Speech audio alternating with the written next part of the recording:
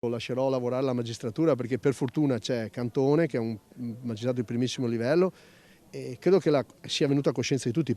Aggiungo, per fortuna c'era il ministro Crosetto che gli è capitato, lui ha fatto una denuncia, un governo che ha onestamente un altro tipo di atteggiamento, cioè non vuole affossare nulla.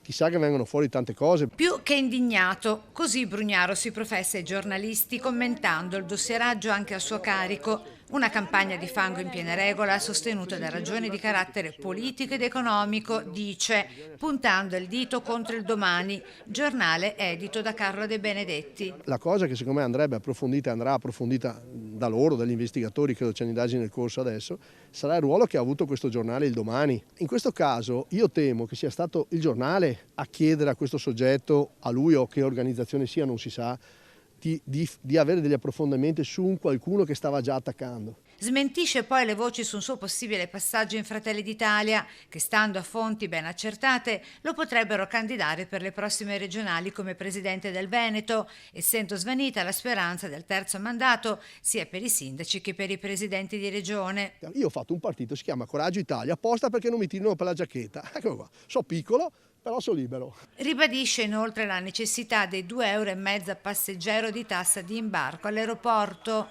Nel ricorso Save ha scritto che quella tassa avrei dovuto caricarla sui cittadini veneziani.